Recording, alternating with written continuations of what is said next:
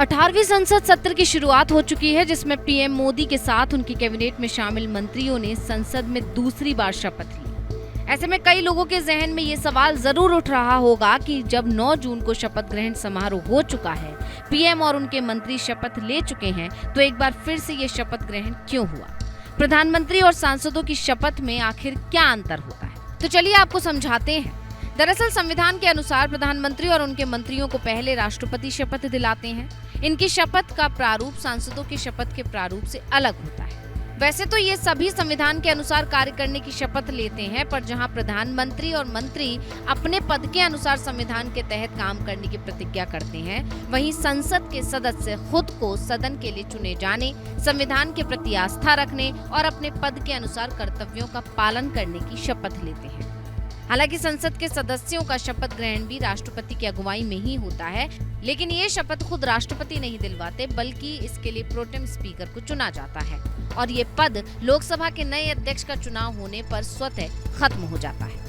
भारतीय संविधान के अनुच्छेद 99 के अनुसार लोकसभा सदन में अपना स्थान ग्रहण करने से पहले राष्ट्रपति या उनकी तरफ से इस काम के लिए नियुक्त किए गए व्यक्ति के सामने संविधान की 3री अनुसूची में इसी प्रायोजन के लिए दिए गए प्रारूप के अनुसार शपथ लेनी पड़ती है। संविधान के जानकार बताते हैं कि चूंकि प्रधानमंत्री और किसी भी मंत्री के लिए शपथ ग्रहण के समय संसद के किसी भी सदन का सदस्य होना अनिवार्य नहीं होता है, यानी प्रधानमंत्री या मंत्री बनने के लिए ना तो पहले से लोकसभा के लिए चुनकर आना जरूरी होता है और ना ही राज्यसभा का सदस्य होना जरूरी होता है। हाँ, इन पदों की शपथ लेने के बाद ये जरूरी जरूर होता है कि अगले 6 महीने में प्रधानमंत्री या मंत्री संसद के इन दोनों सदनों में से किसी एक का सदस्य चुन लिया जाए।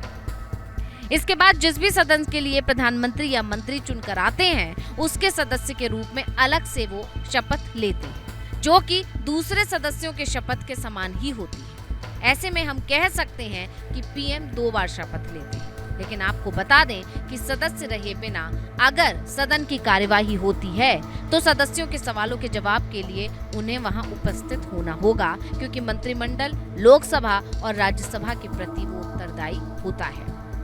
हमारे संविधान के अनुच्छेदों में शपथ के नियम विस्तार से बताए गए हैं। संविधान के अनुच्छेद 60 में राष्ट्रपति की शपथ की पूरी जानकारी दी गई है। अनुच्छेद 75(4) में प्रधानमंत्री व मंत्रियों के शपथ के प्रारूप की बात कही गई है। अनुच्छेद 99 में संसद के सभी सदस्यों के ग्रहण के नियमों की जानकारी है।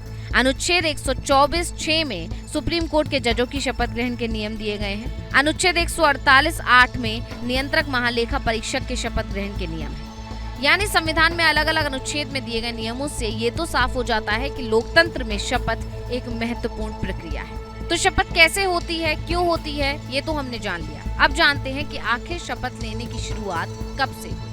बता दें कि साल 1873 में तत्कालीन ब्रिटिश सरकार ने इंडियन कोर्ट एक्ट लागू किया था, जिसमें धार्मिक पुस्तकों पर हाथ रखकर शपथ दिलाई जाती थी। जब देश आजाद हुआ तो साल 1969 में इंडियन कोर्ट एक्ट में संशोधन किया गया। इसे ओथ एक्ट कहा गया। दरअसल इसे धर्मनिरपेक्ष बनाया गया। इसमें शपथ के लिए धार्मिक जरूरत को नकार दिया गया। हालांकि बाद में अदालत ने इसमें बदलाव कर ईश्वर के नाम पर शपथ दिलाने की प्रक्रिया शुरू कर दी। आजादी के बाद देश के पहले प्रधानमंत्री जवाहरलाल नेहरू के लिए शपथ ग्रहण समारोह का आयोजन हुआ था। उन्हें गवर्नर जनरल लॉर्ड माउंटबेटन ने पद और गोपनीयता की शपथ दिलाई थी।